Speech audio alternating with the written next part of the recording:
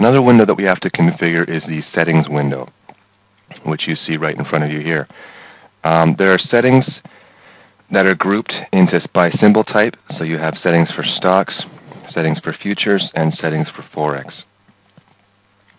The first setting for stocks is to restrict data to RTH, which stands for regular trading hours. It's basically just your normal regular exchange hours. So if you're in the U.S., the stock exchanges would be 9:30 a.m. to 4 p.m. Eastern Time.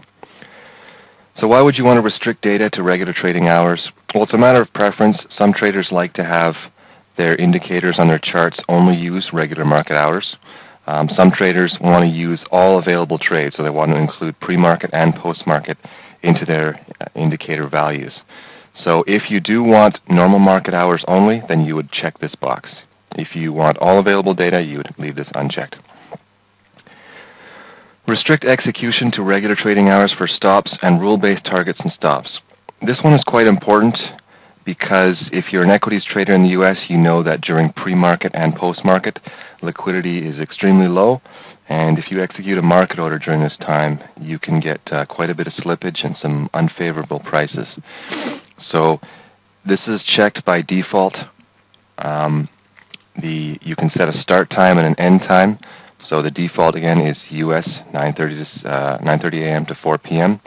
Eastern Standard Time. So you can change the start and stop depending on what exchange you're on worldwide, and you can set your time zone as well. If you are an after-hours or pre-market trader, say you trade earnings, and you want to use this during those times, you can uncheck the box. You will get a warning, and then you will have no restrictions at all. Use third-party feed. If you are trading multiple brokers and you want to use the feed from one broker or feed for the rest of them, this is how you do that. So say, for example, you have Sterling, Lightspeed, and Interactive brokers.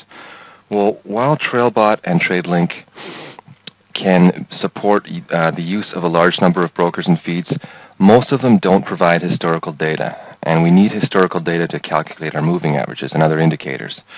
So, say you have Sterling, Lightspeed, and Interactive brokers. Sterling and Lightspeed do not provide historical data, but Interactive brokers does.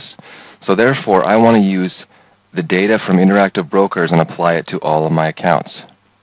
So I would check the box, use third-party feed, make sure Interactive brokers is selected, and then when I click OK, it will use Interactive brokers for all accounts, for stocks, because this is in the stocks box. Futures, you will notice the exact same settings as stocks. These are unchecked. Most futures traders are not going to want to restrict their data to a certain time window. And execution is probably not going to matter either because futures tend to be more liquid than equities. You can set your time zone if you wish. And as well, you can use a third-party feed to encompass all futures accounts if you are trading multiple brokerages. And you can also, because you'll notice that all three of these have different feeds, you can use different feeds for different instruments. So say you could use Interactive brokers for stocks, you can use Realtek as your data supplier for futures, and another one for Forex.